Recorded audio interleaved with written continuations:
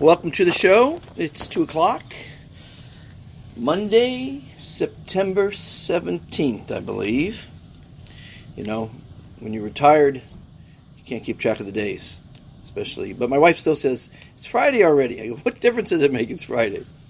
Well, while we're waiting for the phones to ring, and I'm sure they're just going to ring right off the hook, being that how everyone knows about this show, I'm going to talk about what has been near and dear to me for the last 7 years.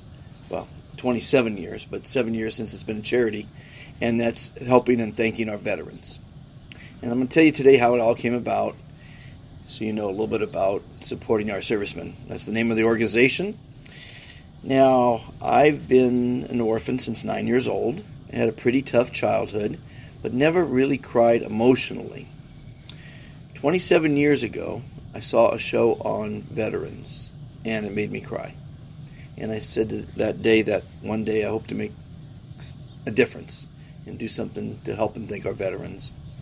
So fast forward 20 years, which was 7 years ago, I had raised some money for a solar company, AA Solar Tracking, and he used that money to develop a solar tracker that would be used for forward operating bases. It would track the sun from when it rises to when it sets.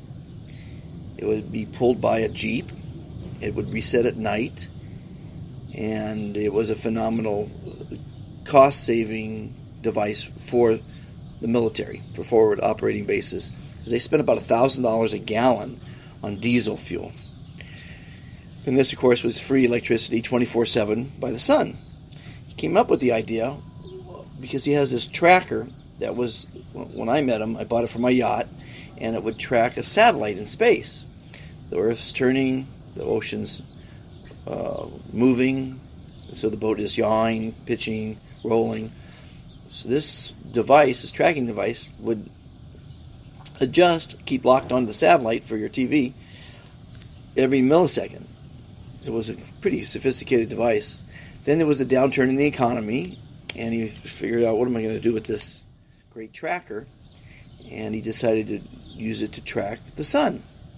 Now, on land, the tracker doesn't have to think quite that often. Every minute it could make an adjustment and follow the sun.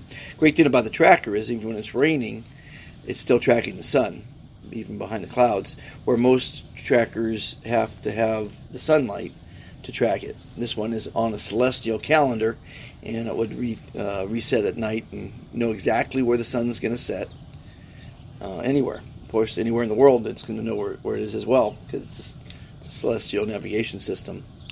So I raised some money for him, and he asked me if I'd like to show off the device at a event called Modern Day Marine at the Quantico, Virginia Marine Corps base in the East Coast, in Quantico, Virginia. I said, sure, and give me a plane ticket. I'm there. Love to travel. So I jumped on a plane. We went to the show, and there it was standing outside, because it's a pretty big device, so we're on the outside of the convention. It was a really great convention, too. It had guns and bullets and drones and helicopters and tanks, and it was the first time I've been surrounded by military. It was a fantastic show. I had a ball. I was showing off it back there, and I got to walk around and see all the other devices. Well, this is the first time I've ever been surrounded by military, thousands of people in uniform. It came to me in a flash, supporting our servicemen and how I could help and thank our veterans.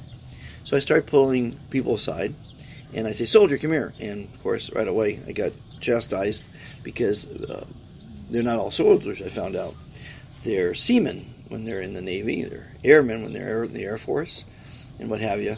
So I learned quite quickly they were not all soldiers.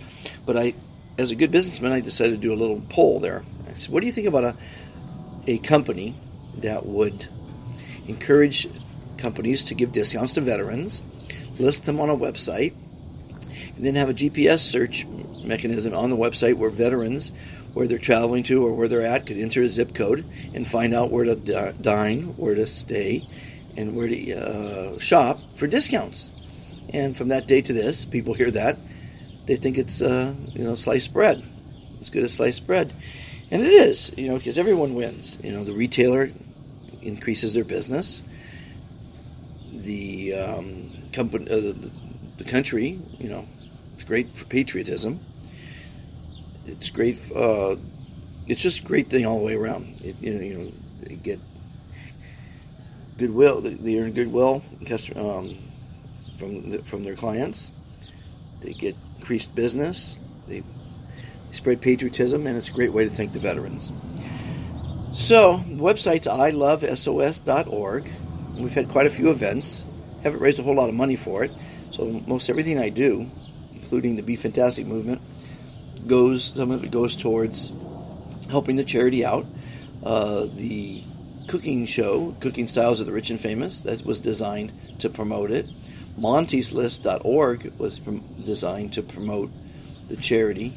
But that, as good an idea as that was, which is gifting unwanted items to veterans in your neighborhood, that needs exposure as well.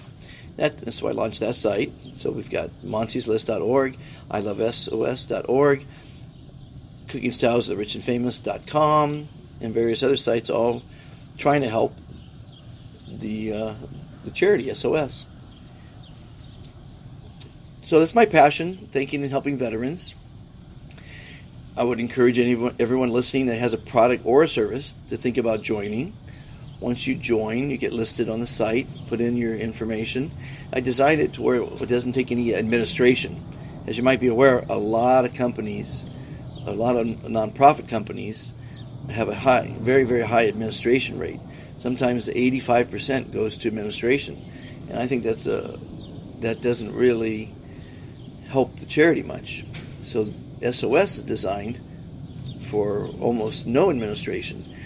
You go to the website, you put in all your information, your website, your address, your products, the discount level. 10% or more is a Gold Star member, 5% or more is a Silver Star member, because not everyone can afford 10%, and some people can't afford 5%.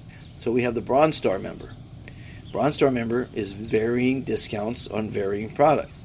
For instance, Bartles, Harley-Davidson, and Marina Del Rey is a Bronze Star member. They can't give 5 or even 10% on a motorcycle, but they can certainly give 1% on the bike, 20%, maybe more on other product, because everything has a certain markup. The Toyota of Marina Del Rey is a member. They're a Bronze Star member. Killer Shrimp was a Gold Star member. I don't think they do it anymore. Baja Cantina in Washington gives 20% off. So veterans listening to this, go down to Baja Cantina, thank the management for being members, and you receive 20% off of your meal. That's pretty good. Cadillac Hotel in the area. There's about 80 companies in Marina Del Rey listed. A couple other companies in different states. When I traveled, I introduced it. We're always looking for people that want to represent the company, the charity, in any area. So if you're interested, send me an email to monty@ilovesos.org. I'd love to chat about you. Anybody listening who wants to talk about veteran issues, always going to talk about that. 714-316-9829 is the call-in. If you want to talk about UFOs, that'd be fun. Talk about that. So basically, I'm just talking to my. I introduced you to SOS. Today's topic was SOS. Actually, I just did a Facebook post and said call-in number is open for passions. What did I say it was? Passions, projects, pet peeves. I like when I make things make sense. And if you're all listening still, try not to say a lot. So I'm working on that. I guess what it is, it's a way of, while I'm trying to catch up, you don't want silence when you're talking, especially when you're talking to yourself like this. Talking to a crowd, no one's talking to you. You don't want there to be silence. So I'll work on that as my talk show host skills are honed. let's see. I talked about SOS. That was my main subject today. We had a couple events, a couple nonprofit, couple fundraisers rather, not for the nonprofit. We had one that was a lot of fun. It was called Race Around the Marina, where we had contestants paddleboard in and out of the 8 basins all around the marina. My thought about that was I have some friends that are paddleboarders, and they've been in a lot of competitions. And typically a paddleboard race, they take their board, they run to the edge of the ocean, they paddle out in a course, and they paddle back. But while the spectators, they see the beginning of the race and the end of the race, they see little dots on the horizon as the race goes along. Well, it's not too exciting to watch the race that way. I figured if it was in the marina, you could sit on your boat or sit at the Burton Chase Park and watch the race go by. And it was very successful. Of course, it was a whole lot of work and didn't raise a whole lot of money. So when things don't fly off the shelf for me, I typically don't do it again. Actually, I don't do a lot of things the second time. That's why I probably had 79 careers. I built a silo in Iowa as a 17-year-old. It took 3 months. A lot of hard work. Very exciting. Challenging. Climbing a 100-foot structure. And after I was done, I said, I'm not going to build a second silo. I didn't see the sense of that. Now, I appreciate when people work at one thing their whole life. And if they enjoy it, that's wonderful. I think most people don't enjoy what they do. And to do the one thing, to me, it's I can't do it. So that's why I like to try different things. Actually, this is a new thing for me, to be a talk show host. I'm going to see how that goes. I'm a pretty good talker. I can talk almost any subject. It is a little easier when you have someone to talk to, not an audience. And this is probably not going to be an audience. Probably most people are going to tune in after the recording and listen in, if they do at all. So SOS, what else can I say about supporting our servicemen? We had a couple other events. One was at a jazz club. That was a lot of fun. Let me think. Where else did we have events at? I've done some parades. But there's lots of stuff on the website. There's resources for the veterans. My aim was to make it a one-stop shop where veterans can find, again, where to stay, where to dine, and where to eat, where to shop, dine, and eat. But also, if they're looking for free goods, if they're looking for legal advice, if they're looking for, all sorts of different things, and they can find it at this, and you can. At this time, it still needs a little bit more work, but it's a functioning site. ilovesos.org is the site. Okay, so that's a quarter of an hour, me talking to myself. Let me see. Maybe I'll make a phone call. Dialing for dollars, I call it. Let's see if we can get someone on the phone to talk. Well, Bruce Smythe, good buddy of mine, if he's available, he can do a lot of talking for me.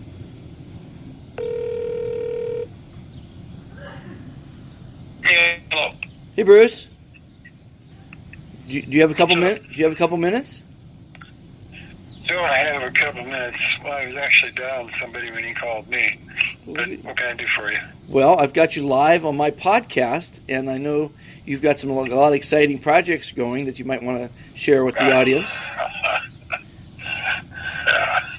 Not quite yet. If you call me tomorrow, I might.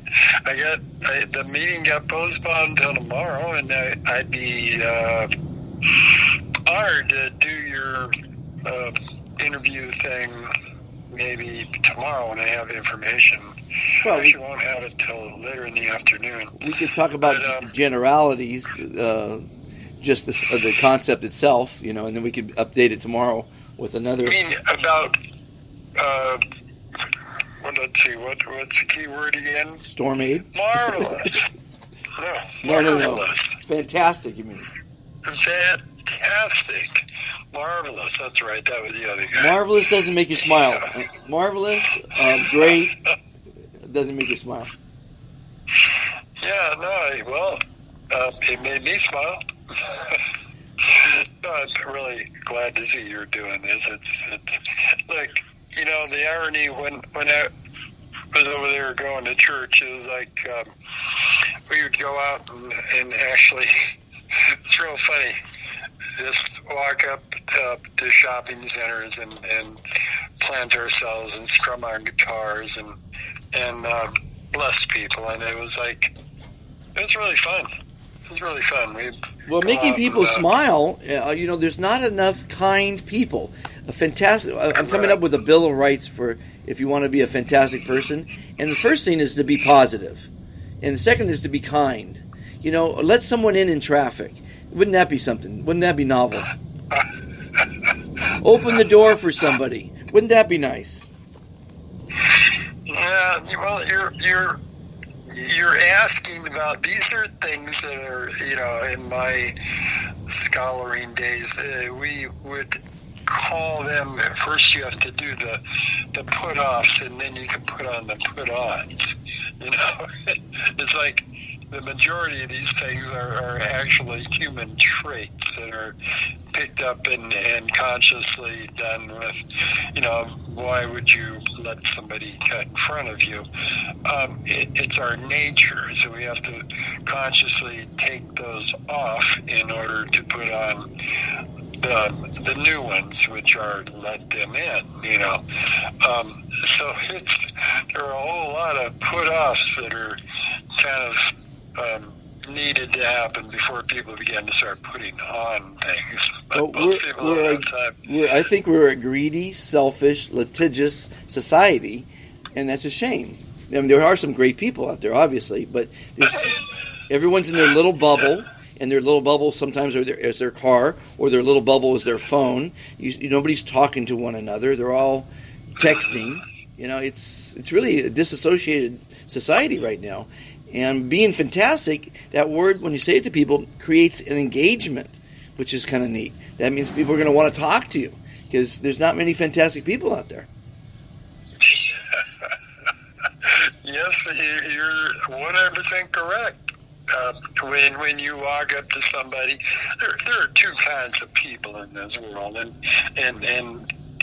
basically there are those that are blessings to people that when they walk in the room, the room lights up, and that would be in your case of, you walking in and saying, how's everybody doing? And everybody's like, and you're like, no, you're fantastic.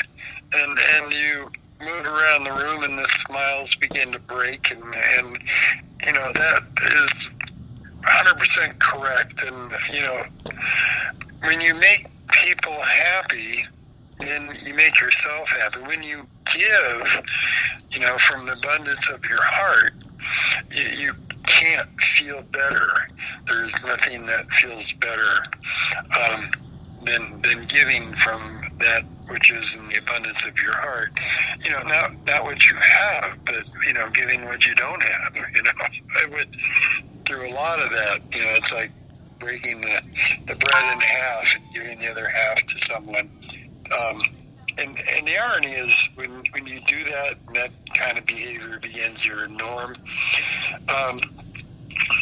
you find yourself actually quite satisfied with half, because I don't know what it is, but I think it's karma. It might be karma, because karma seems to really when you exercise, your brain rewards you because it knows you did something good for your body.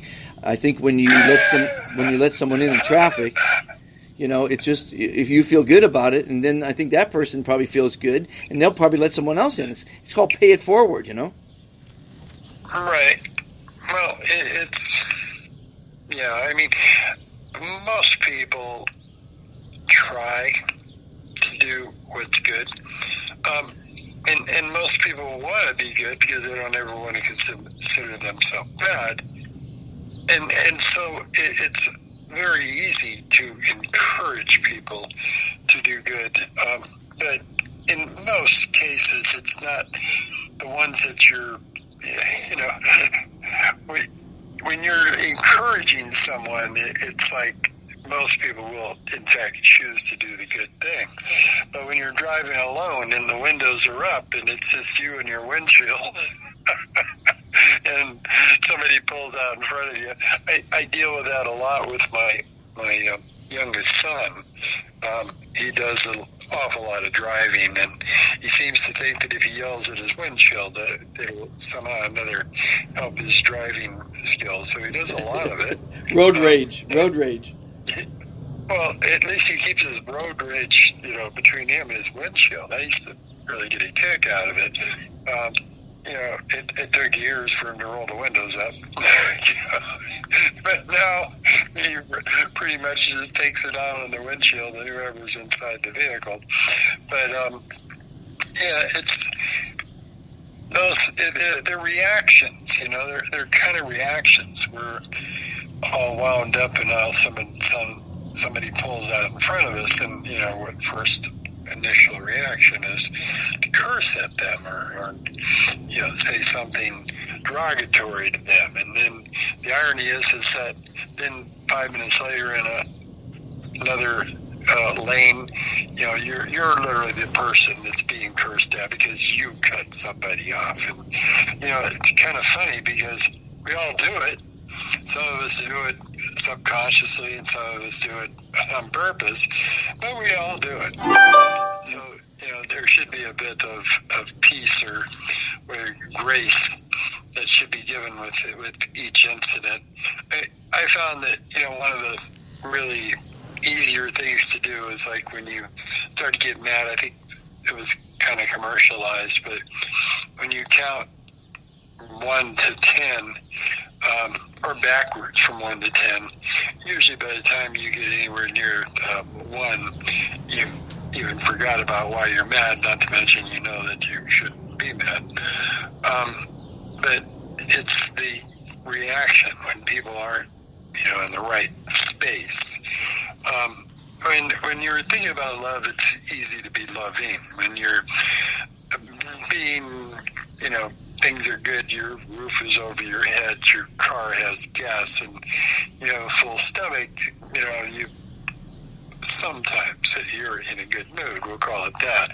And something happens and you're more than willing, but it's when the pressure cooker is turned on and you're under pressure and those moments arrive that you get to find out who the real fantastic people are. How embarrassing is it when you don't let someone in and they're right on your right-hand side and you kind of want to put your hand up so you don't, and cover your face because you should have let them in. And, we all sometimes don't let them in. And it feels so much better to let them in, just let them in. Let the people in. Right. Well, I'm guilty of that whole thing. Then I went out and I got myself a big old giant motorhome. And it was real funny because now how silly it was because it was like, well, you couldn't very much beat anybody, so it didn't do any good to try. And 2-ton motorhome certainly could be considered a road hog, so you had to really kind of pay attention to when your chances came and take them. And, well, you didn't do much cutting in and out of traffic in a motorhome. You pretty much just waited in line for your turn to get to the stoplight. Speaking of the stoplight, I did a video the other day, and I labeled it on my YouTube show, uplifting interviews with total strangers. I labeled it Driving Lessons for Everyone. And what I said was, when you see a red light, take your foot off the accelerator. I find everyone's accelerating to red lights in the city, and extremely fast. And I don't know if they realize it, but if I don't realize it, but it's costing them money and gas to push the accelerator down to an inevitable red light that's a quarter mile ahead, and then you're using your brakes to slow down, which wears them out. Cost me $2,700 for my Porsche to replace the brakes on it. If you glide to red lights and lightly push on your brakes, they'll last forever. And so I was telling this to a guy I was interviewing, and he said, Monty, that's a great metaphor for life. People are rushing through life. They're rushing to red lights. Yeah. Well, once upon a time, I had a studio over off of Wilshire Boulevard, patio that went out on Wilshire Boulevard, the corner of Veteran and Wilshire Boulevard, the second busiest intersection in America. And we used to sit there on the porch. And it was pretty mind-boggling. You know, if you're familiar with the intersection, I believe it's 4 lanes on both sides of Wilshire Boulevard, you know, right there off the 405 freeway. Anyway, it was just gridlock. I mean, just always gridlock when anytime that people were going to work or coming from work or going to the freeway or coming off the freeway, there was traffic. So we'd sit up there and be able to observe what was taking place. And it was really quite funny because, to kind of reference your comment you made, the light would turn yellow. And not only would all the yellow people go through the light, which is, you know, it's a big intersection. So, you know, they had to go quite a ways through that light.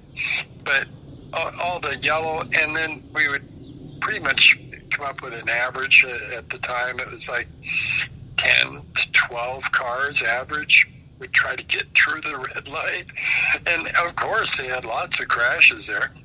But it was interesting because the people that were going out of Beverly Hills, and it was mostly the people with the nice cars, you know, the good jobs who, you know, money was irrelevant to them, so they didn't care if they got a ticket. So they just made it, you know, if they could get through and not get in a wreck, it was totally okay.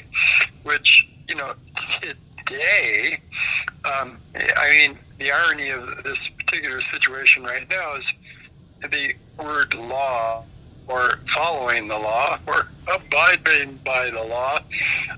Let's just say law used to have some genuine meaning, and today it's like, if you don't get caught, it ain't the law. Which, more of that kind of behavior goes on, the more people drive like, you know, like crazy. And I've noticed that also. You know, it's like, well, if you don't get caught, then it certainly is not against the law. When you go to DMV and you have to take that test, and they run all those tests by you, and you're literally sitting there looking at questions and answers for hours on end. When you're studying for that, you realize it's like, God, people drive like maniacs. They don't abide by the law. They don't even come close. I don't even think half of them even know what's inside that book. In my particular case, I was late getting down there, so my license expired. So no big thing. I'm not driving. So I let it go. When I got the new one, of course, I got the brand new 218. I think it was July they put it out, and it was just loaded with these questions and new questions and new policies and things that I was like very concerned about, because, you know, it come about in the last few years, they just added a bunch of new things, hopefully, to make it a safer road out there. And a lot of them I didn't even know. So I can only imagine, since I'm a native and drove every day of my license I was 16, if I didn't know them, they probably were not known by very many people.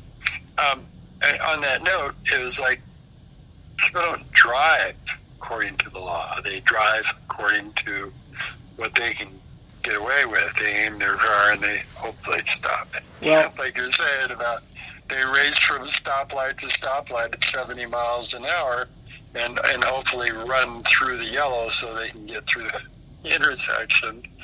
Yeah, that's pretty much a standard out there. It saves your brakes. Well, yeah, that's true. I guess they have money. They certainly do save your brakes. Well, no, it doesn't save your brakes. It wears them out immediately if you're having to slow down all the time.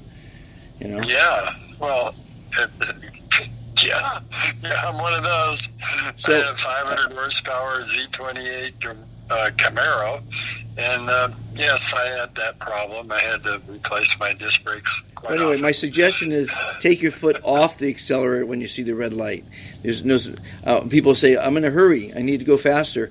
I go, if you can convince me how we're going to get there quicker by sitting at the red light rather than glide through the green light when it turns green, I'll go faster. But I got one story for you that'll blow your mind. It happened over 30 years ago, and it's fresh today as it was then. I was on the 405 crawling over the Sepulveda Pass. I mean, literally, 1 mile an hour crawl. You know how it is. You move 5 foot forward. Oh, you yeah. move 5 foot forward. You move 5 foot forward. Well, I had a van, and I had a direct TV business, and my phone number was painted on the van. There was about 10 feet in front of me because I needed a little space because it was on the Sepulveda Pass on the hill, and I had a stick shift. I didn't want to burn up the clutch, right? So you want to crawl a little bit. The lady behind me saw my phone number on the van and called me and said, "Sir, there's 10 feet in front of you. Would you mind pulling up?" Wow. I know. That's somebody's ex-wife. That's a psycho. That's a psycho bitch there. Yeah, there's a lot of that going on. I mean, they just don't have a life, and I mean, a lot of this stuff, it's much bigger than it even appears, I mean, we have the youth now doesn't trust anything or anybody, and rightfully so. If they haven't seen enough lying yet, then they probably were blind. But now our youth is powered with Google, so they don't believe anything Google doesn't tell them. We have GPSs, so we don't need to know where we're going anymore. All we have to do is listen to the Google. I'm looking forward to the automated drivers, autonomous drivers driving cars. Oh.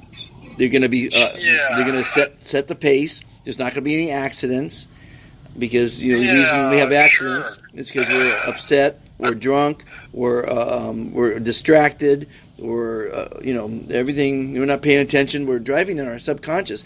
You and I both, and most everybody drove in when we were doing long hauls. All of a sudden, a half hour goes by, and you're thinking, "What happened in that half hour?" Because you weren't driving; you were in your subconscious state. And so we actually drive in our subconscious, Yeah. Yeah, well, for many years.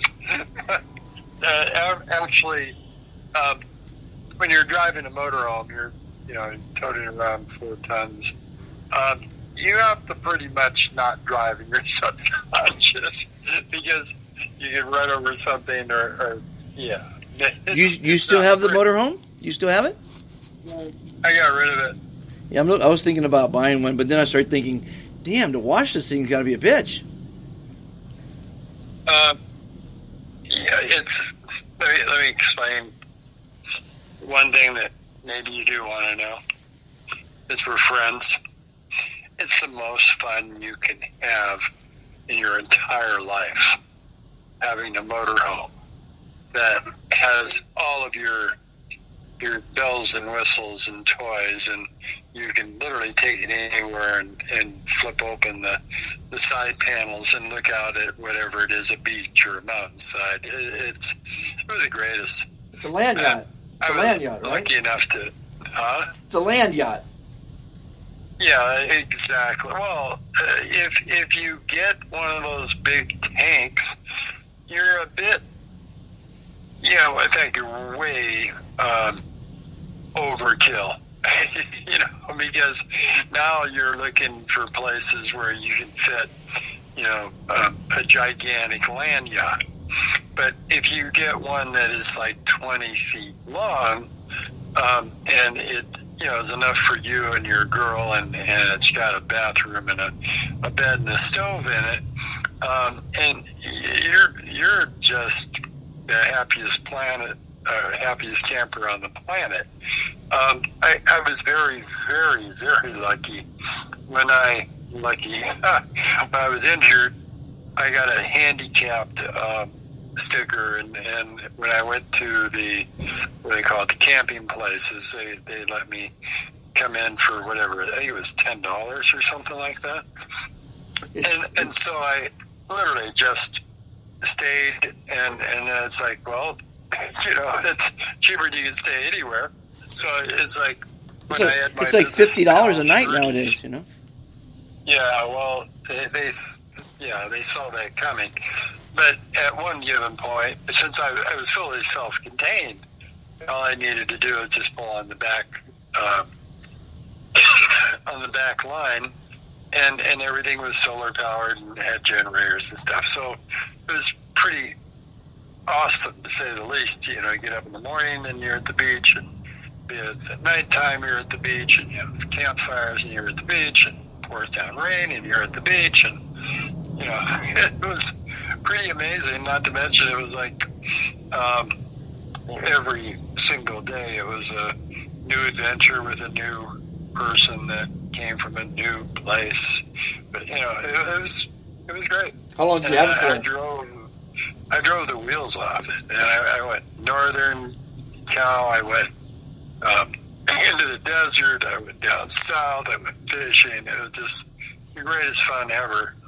Once you decide that you're going to park your car,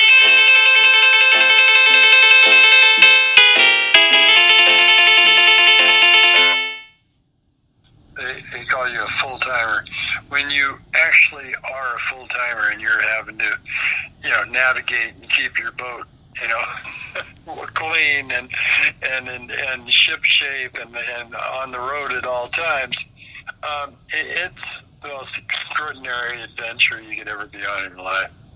It just sitting in traffic waiting for people to go was part of the price you paid to be able to take your land yacht and go wherever you wanted to go. Yeah. How long did you have it for? What size was it?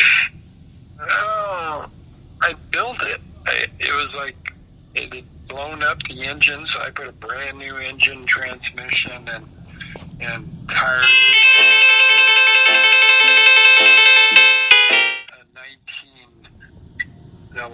1972, I believe it was. That we put a brand new the 390 who had been bored out, and I think I have 4-barrel on it, and headers and the whole thing. So it was very, very, very strong, very powerful as an engine, and when I got it, it had the original, believe it or not. Remember that ugly-ass green shag carpet that, well, you kind of wished it never got invented? Right, back yeah. in the 70s? Oh, yeah. It was everywhere? Shag carpeting, yeah. Yeah, well, mine had the original shag carpet, and, it's like, I went through it pretty much, rebuilt everything. I had the whole thing was solar, and then, on a good day, I had a roof that was pretty solid, so I could go up on the rooftop and just watch the world go by. It was pretty cool.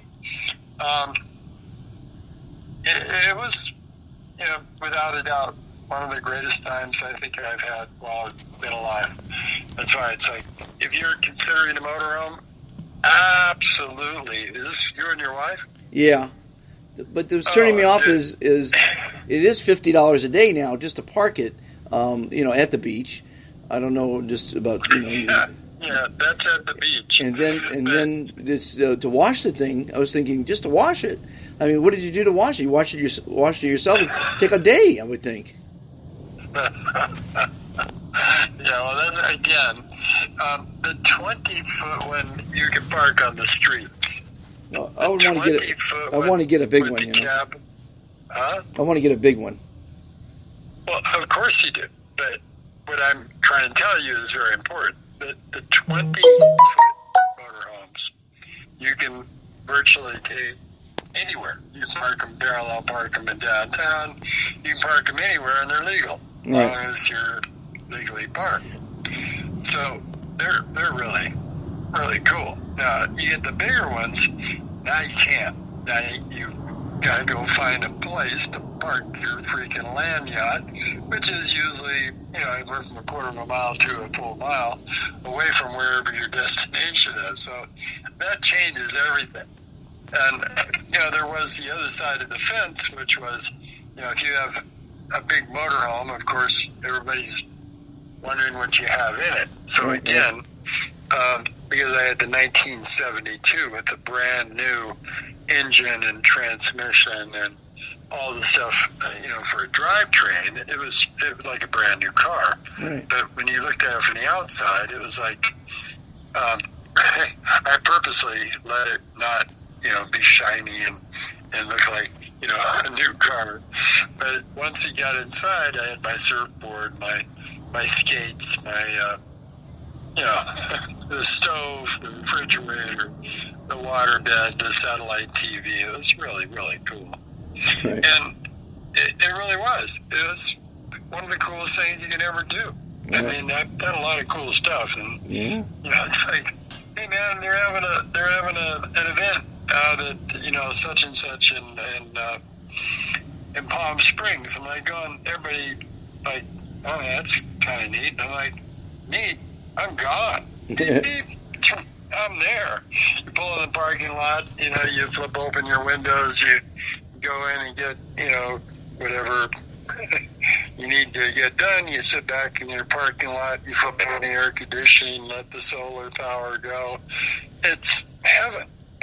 Everybody else is paying $250, $300 a night for a room, and you're stacked up in the parking lot. And I'm like, yeah, this I could do this. Then it was like I started doing it more, and then it was like it became a situation. I literally parked my car so that I could get to be as good of a driver for my motorhome as I was for a car. And then, I cannonballed to freaking Mendocino a few times. I mean, just literally beep, beep, turn right, and go straight to Mendocino nonstop. And I've gone, down the freaking Coast Highway way up into Northern California, where you got that little tiny road that goes around the cliffs. And I took that all the way up. And, it's just fun. I mean, because any place you put the brake on, you're home. Yeah. It's pretty cool. Well, I think I'm going to try. All you got to do is make sure that you have food and I think I'm going to try. You need to drink. I think I'm going to try renting one for the weekend or for a week and see how it goes. What's that? I think I'm going to try renting one for a week and see how it goes. You can rent them nowadays. But don't get the. I mean, here's my take on it. I mean, do whatever you damn well please, but if you get the big one, it's a lot. Yeah. I mean, it's a lot to deal with everywhere you go. And of course, the ones that they rent out, they're maybe 25 feet or 20 No, they rent feet. all sizes. They rent all sizes. Just cost more, But the 20-footers, I think, go for $100 a day, which is pretty cool. I would have rented yours if you had it. But listen, we're running down to the edge of the hour here. I want to thank you for participating in my podcast, Bruce. Great advice for motorhome users, and maybe we'll talk about Storm Aid tomorrow. Yeah, after I get through the meetings, there are so many cool things going on, and you're certainly involved in them. I don't speak about things I do not know. Right. Things are changing as we speak tremendously.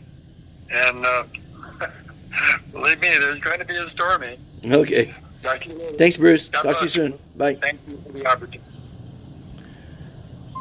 Well, we've got 44 seconds left in this podcast. I hope you learned a few things about motorhomes, about traffic, about being kind to one another. And I want you all to be fantastic. Visit my...